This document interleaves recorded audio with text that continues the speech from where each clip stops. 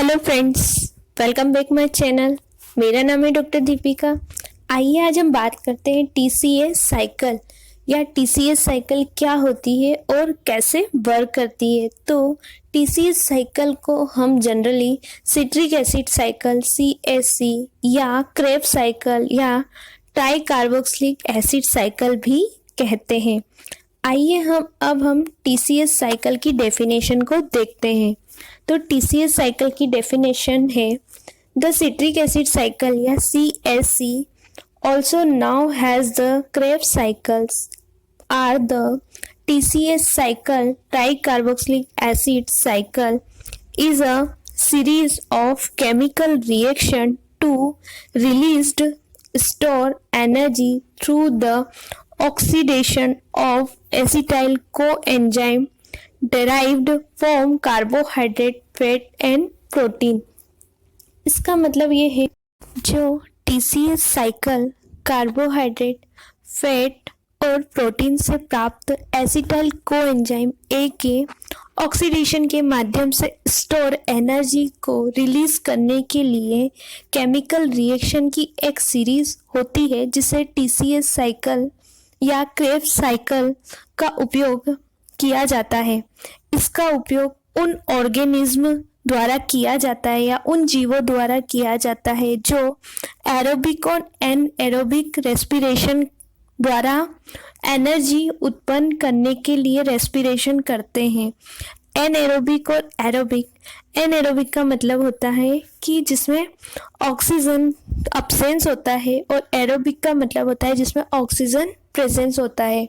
तो ऐसे ऑर्गेनिज्म जो क्या होते हैं एनएरोबिक और एरोबिक रेस्पिरेशन करते हैं उसमें टीसीएस साइकिल का प्रयोग किया जाता है या टीसीएस साइकिल परफॉर्म करती है। इसके अलावा टीसीएस साइकिल कुछ अमीनो एसिड के साथ साथ काम करने वाले रिड्यूसिंग एजेंट NADH प्रोवाइड करता है जो कि अन्य रिएक्शंस में प्रयोग किया जाता है। ये टीसीएस साइकिल्स में परफॉर्म करते हैं।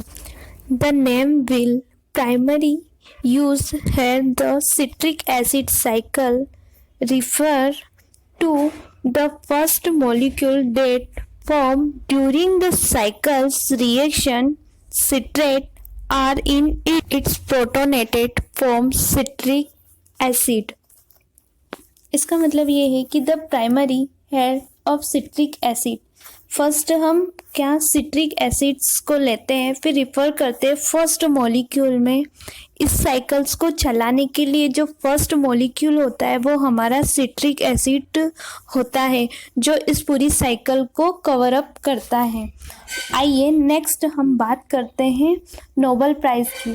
टीसीएस साइकिल्स में फर्स्ट नोबेल प्राइज़ मिला था, हैंस क्रेब्स को फर्स्ट नोबेल प्राइज़ मिला था 1953 में। इन्हें फर्स्ट नोबेल प्राइज़ कॉन्ट्रीब्यूशंस किया गया था। इन्होंने टीसीएस साइकिल्स के बारे में बताया था जिसकी वजह से इन्हें नोबेल प्राइज़ से सम्मानित किया गया। नेक्स्ट हम बात करते हैं Krebs cycle is a part of cellular respiration. Cellular respiration क्या है? तो cellular respiration is a catabolic reaction taking place in the cell. It is a biochemically process by which nutrient are broken down to released energy. इसके अंदर क्या होता है? तो कोशिकीय रेस्पिरेशन या कोशिकाओं में होने वाली एक कैटाबोलिक प्रतिक्रिया या प्रोसेस होती है। यह एक बायोकेमिकली या जैव रासायनिक प्रोसेस होती है जिसके द्वारा न्यूट्रिएंट या पोषक तत्वों को एनर्जी, जितने भी पोषक तत्व होते हैं उसको एनर्जी रिलीज करने के लिए तोड़ा जाता है, इसीलिए हम इसे बायोकेमिकली प्रोसेस करते हैं। फिर है आपका which get store in the form of ATP and waste product are released in aerobic respiration oxygen is required. इसमें क्या होता है कि हमने एनर्जी रिलीज करने के लिए उसे तोड़ा, फिर एटीपी के रूप में स्टोर हो जाती है और जितने भी वेस्ट प्रोडक्ट होते हैं वो क्या होते हैं, बाहर निकल जाते हैं। उसके बाद एरोबिक रेस्पिरेशन के लिए ऑक्सीजन की आवश्यकता होती है। जब भी हम एरोबिक रेस्पिरेशन करते हैं, एरोबिक का मतलब होता है कि ऑक्सीजन की प्रेजेंस में रेस्पिरेशन हो रहा होता है या शोषण हो रहा होता है, तो तब हमें ऑक्सीजन की आवश्यकता होती है। आगे बढ़ते हैं।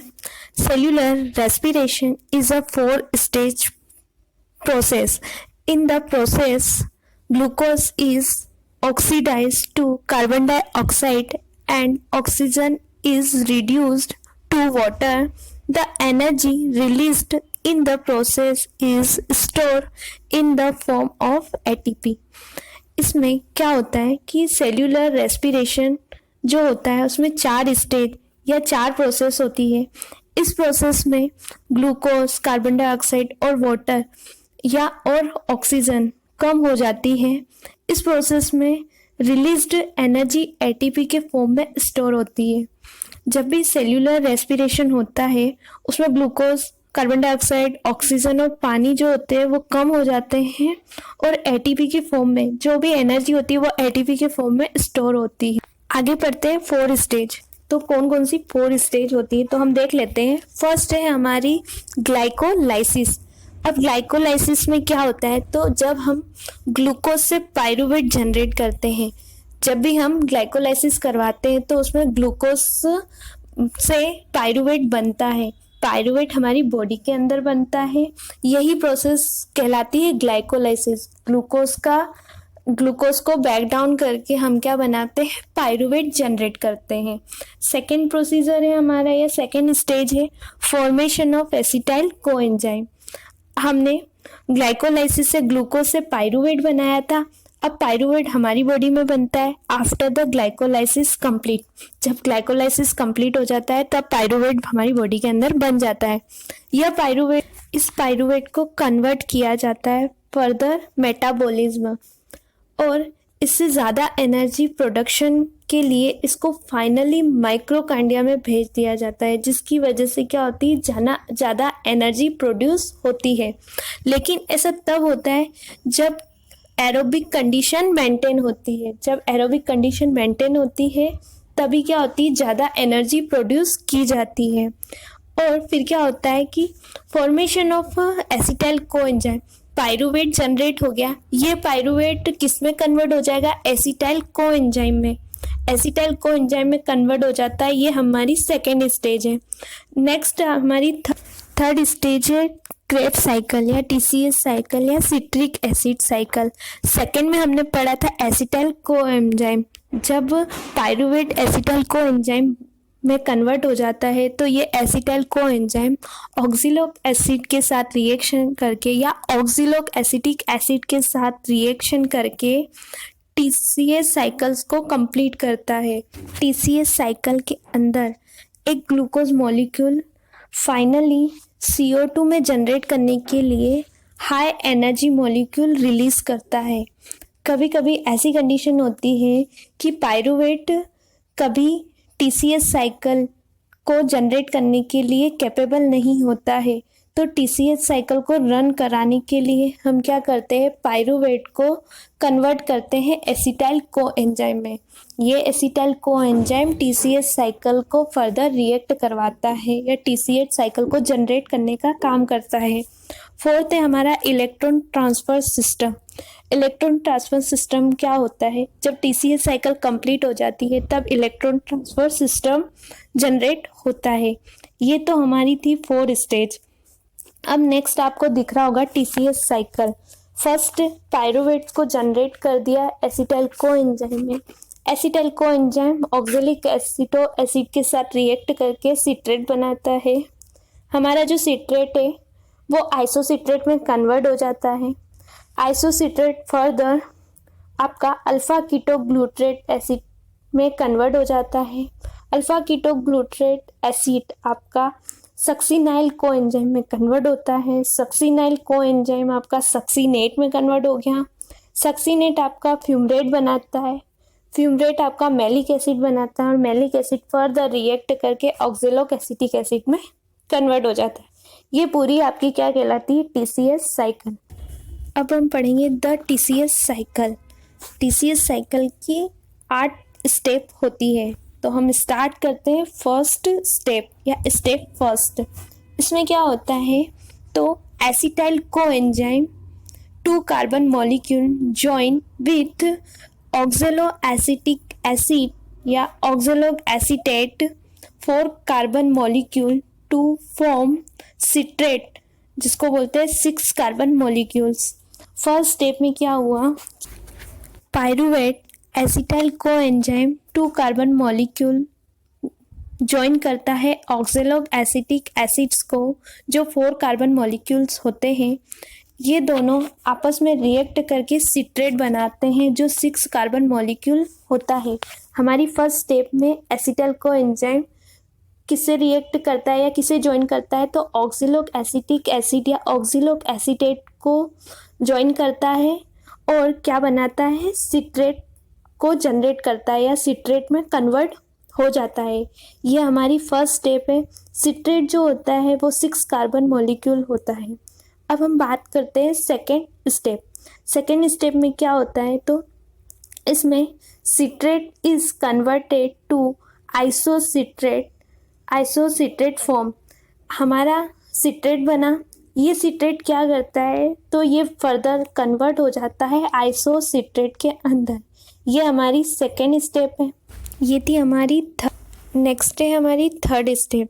थर्ड स्टेप में है हमारा isocitrate is oxidize to alpha ketoglutarate a 5 carbon molecule which result in the released of carbon dioxide and 1 NADPH molecule is formed.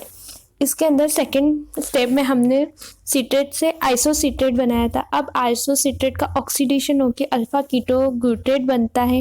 ये 5 कार्बन मॉलिक्यूल्स होते हैं। इसके अंदर ये क्या करते हैं, कार्बन डाइऑक्साइड को रिलीज करते हैं और 1 NADPH मॉलिक्यूल को फॉर्मेट करते हैं। तो हमारा थर्ड स्टेप कंप्लीट होता है। थर्ड स्टेप, आइए हम बात करते हैं अब आगे स्टेप फोर्थ के बारे में। इसमें क्या होता है, तो alpha ketoglutarate is oxidize to form a 4 carbon molecule. This bind to coenzyme A forming succinyl coenzyme A. Second molecule of NADH is produced alongside a second molecule of carbon dioxide.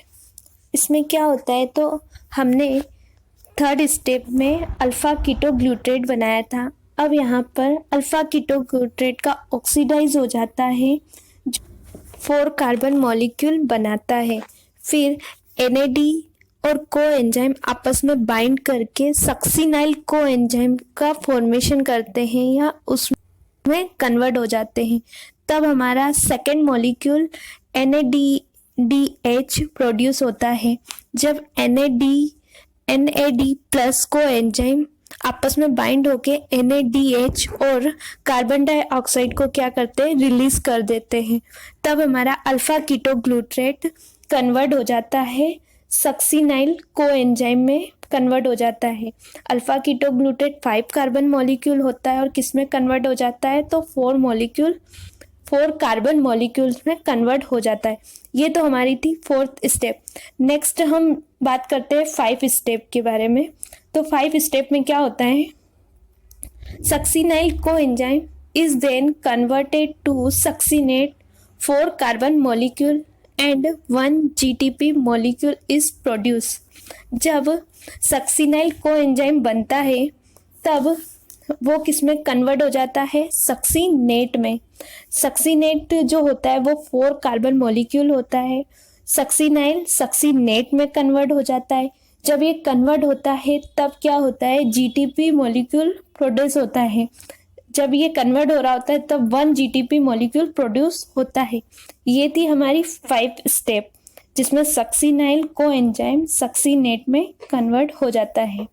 Next पढ़ेंगे हम step 6। इसमें क्या होता है, जब succinate बन गया है, सक्सिनेट फिर से कन्वर्ट हो जाता है फ्यूमरेट में। तो यहाँ लिखा है succinate is converted into fumarate 4 carbon molecule and a molecule of FADH2 is produce. Succinate बना लिया हमने, 4 कार्बन मॉलिक्यूल होता है। सक्सीनेट फर्दर कन्वर्ट हो जाता है फ्यूमरेट में। जब ये फ्यूमरेट में कन्वर्ट होता है तो ये 4 कार्बन मॉलिक्यूल बनाता है और एक या 1 मॉलिक्यूल FADH2 का प्रोड्यूस करता है। सक्सीनेट बनने के बाद सक्सीनेट फिर से कन्वर्ट हो जाता है फ्यूमरेट में, तब ये क्या प्रोड्यूस करता है, तो FADH2 प्रोड्यूस करता है। ये थी हमारी 6 स्टेप। आगे हम बात करते हैं स्टेप 7 की। स्टेप 7 में फ्यूमरेट इज कन्वर्टेड टू मेल्टेट या malic acid another 4 carbon molecule. इसमें क्या होता है, जो हमारा फ्यूमरेट होता है, हमने 6 स्टेप में फ्यूमरेट बनाया था। फ्यूमरेट फिर से कन्वर्ट हो जाता है मेल्टेट या मैलिक एसिड्स में। मैलिक एसिड्स इसीलिए बोला जाता है क्योंकि सॉल्ट और मैलिक का फॉर्मेशन करके मैलिक एसिड बनाया जाता है। तो फ्यूमरेट कन्वर्ट हो जाता है मेल्टेट में या मैलिक एसिड्स में, जो क्या होती है 4 कार्बन मॉलिक्यूल्स होते हैं। ये थी हमारी 7 स्टेप। हम लास्ट स्टेप के बारे में बात करेंगे। लास्ट स्टेप, इसमें मेल्टेट is then converted into oxalic acetate या oxalic acetic acid. The third molecules of NADH is also produced. इसके अंदर मेल्टेट कन्वर्ट हो जाता है किसमें, ऑक्सैलिक एसीटेट या ऑक्सैलिक एसिटिक एसिड में कन्वर्ट होके 3 मॉलिक्यूल NADH के प्रोड्यूस करता है। 7 स्टेप में हमने फ्यूमरेट से मैलेट बनाया था या मैलिक एसिड बनाया था। यही मैलिक एसिड फिर से कन्वर्ट होके क्या बनाता है, हमारा ऑक्सैलिक एसिटिक एसिड। ये सभी TCA साइकिल या सिट्रिक एसिड साइकिल की स्टेप है जो 8 स्टेप में कंप्लीट होती है TCA साइकिल। अब नेक्स्ट हम डायग्राम देख लेते हैं। इसमें आपको दिख रहा होगा कि 1 ग्लूकोज ग्लाइकोलाइसिस। इसका मतलब ये होता है कि हम 1 ग्लूकोज लेते हैं ग्लाइकोलाइसिस के अंदर और क्या जनरेट करवाते हैं, पायरूवेट। पायरूवेट जनरेट होने के बाद 2 कंडीशन होती है। एक होती है ऑक्सीजन अवेलेबल और एक होता है ऑक्सीजन नॉट अवेलेबल। मतलब एक कंडीशन है एरोबिक और एक कंडीशन होती है एनएरोबिक, जैसा कि आपको डायग्राम में दिख रहा होगा। पायरूवेट ने 2 कंडीशन जनरेट कर दी, एरोबिक और एनएरोबिक, जिसमें ऑक्सीजन की जहाँ ऑक्सीजन प्रेजेंट होता है वहाँ होती है एरोबिक और जहाँ ऑक्सीजन अब्सेंट होता है वहाँ होता है एनएरोबिक, जैसा कि डायग्राम में दिख रहा है। पायरूवेट जनरेट हो गया। अब पायरूवेट बनने के बाद ऑक्सीजन की प्रेजेंस में क्या होता है, पायरूवेट का ऑक्सीडेशन होता है। जैसे ही पायरूवेट का ऑक्सीडेशन हो जाता है तो सिट्रिक एसिड या TCA साइकिल फॉर्म करती है। TCA साइकिल का फॉर्मेशन हो रहा होता है। यह तो कौन सी कंडीशन हो गई, एरोबिक कंडीशन हो गई, जिसमें ऑक्सीजन प्रेजेंट है। जहाँ पर ऑक्सीजन प्रेजेंट नहीं होता है उसे बोलते हैं एनएरोबिक। वहाँ पर क्या होता है, वहाँ पर पायरूवेट का ऑक्सीडेशन नहीं होता है और आपका लैक्टिक एसिड्स फॉर्म करता है। अब लैक्टिक एसिड्स क्या होता है, जब एनएरोबिक कंडीशन होती है तब लैक्टिक एसिड जम जाता है। अब ये कहाँ होता है, तो कभी कभी आपने देखा होगा कि हम ज़्यादा वर्कआउट कर लेते हैं या ज़्यादा वर्कआउट की वजह से हमारी जो मसल होती है वो क्या करने लगती है, पैन करने लगती है। जब मसल पैन कर रही होती है, जैसा हमें पता है कि मसल्स पेन क्यों करती है, तब क्या होता है, वहाँ पर लैक्टिक एसिड का फॉर्मेशन हो जाता है due to the formation of lactic acid. इस वजह से मसल पेन करती है। फिर डॉक्टर रिकमेंड करता है, डॉक्टर्स की सलाह से हम बोलते हैं कि जहाँ पर हमें पेन हो रहा है वहाँ पर हमें गर्म पानी से नहा लेना चाहिए, गर्म पानी से उस जगह को वॉश आउट कर देना चाहिए, जिसकी वजह से ब्लड का सर्कुलेशन होने लगे। जब ब्लड का सर्कुलेशन होने लगता है तो लैक्टिक एसिड जो होता है वो वहाँ से दूर चला जाता है।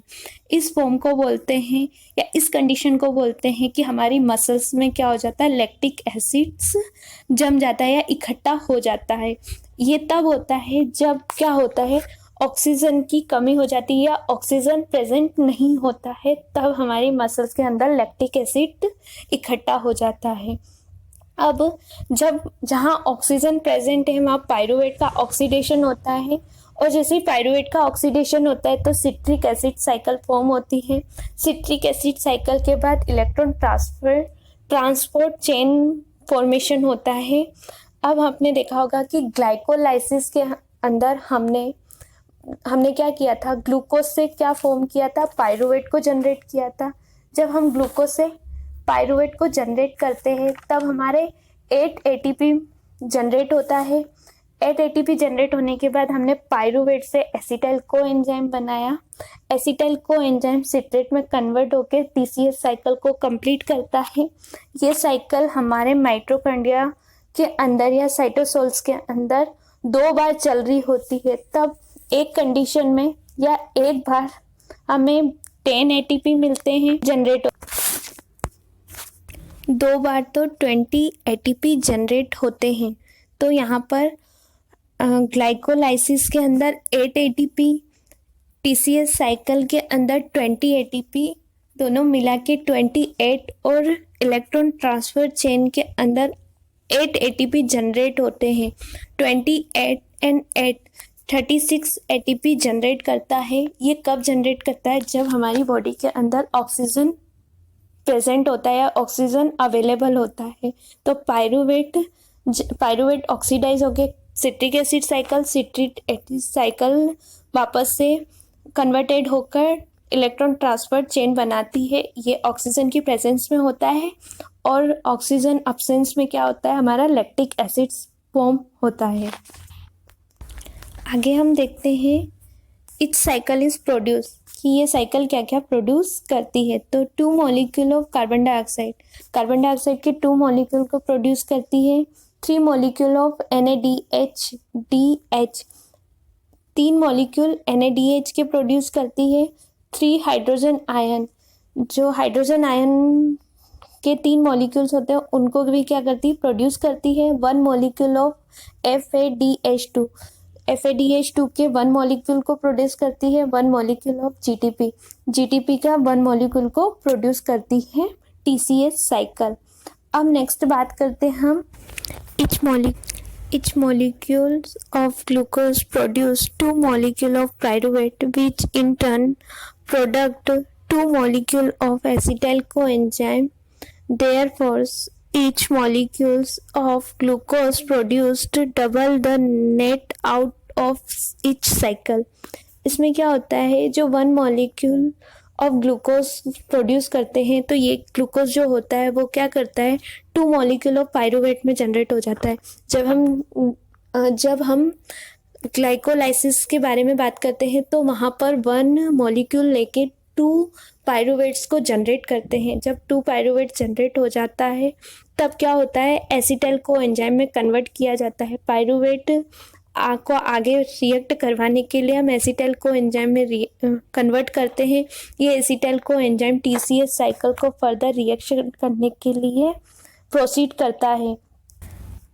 अब हमारा नेक्स्ट टॉपिक है सिग्निफिकेशन ऑफ TCS साइकिल। तो हम सिग्निफिकेशन पढ़ लेते हैं TCS साइकिल का। तो फर्स्ट पॉइंट है हमारा, Krebs cycles are citric acid cycle is the finally pathway of oxidation of glucose, fat and amino acid। जो हमारा TCS साइकिल है वो ग्लूकोज, फैट और अमीनो एसिड के ऑक्सीकरण का फाइनली पाथवे होता है। मतलब ये फाइनल पाथवे है जिसके अंदर ग्लूकोज, फैट और अमीनो एसिड का ऑक्सीडेशन होता है। सेकेंड पॉइंट है हमारा, many animals are depend on nutrient other than glucose as an energy source। इसका मतलब है जो कई जानवर, जैसे कई एनिमल्स जो है वो एनर्जी सोर्स के रूप में ग्लूकोज के अलावा अन्य न्यूट्रिएंट पर निर्भर रहते हैं। जितने भी एनिमल्स होते हैं उनका जो सोर्स होता है वो ग्लूकोज के अलावा जो होता है वो न्यूट्रिशन या न्यूट्रिएंट होते हैं जिस पर वो निर्भर रहते हैं।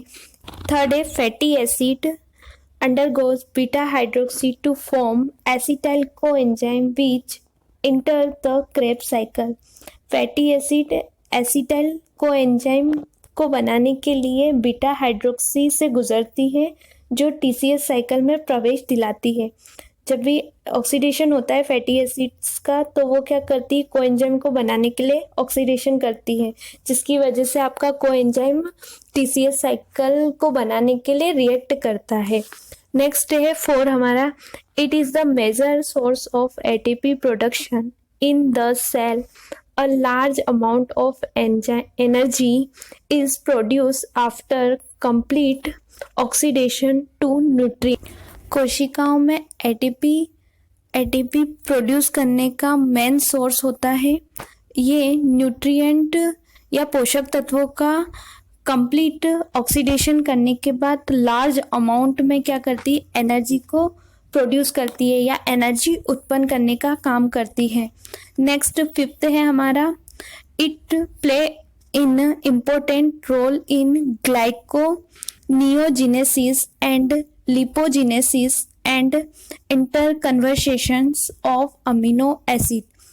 यहाँ क्या होता है, यह ग्लूकोनियोजेनेसिस और लिपोजेनेसिस व अमीनो एसिड्स के इंटर कन्वर्सेशन में महत्वपूर्ण भूमिका निभाते हैं टीसीएस साइकिल।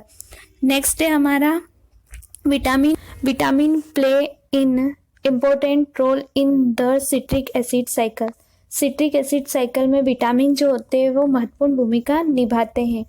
ये थी हमारी TCS cycle, complete TCS cycle. आशा करती हूँ आपको ये टीसीएस साइकिल अच्छे से समझ में आई है। अगर आपको समझ में आई है तो लाइक करें, शेयर करें एंड सब्सक्राइब करें। मिलते हैं ऐसे ही नेक्स्ट वीडियो के साथ। तब तक के लिए bye, take care and thank you so much.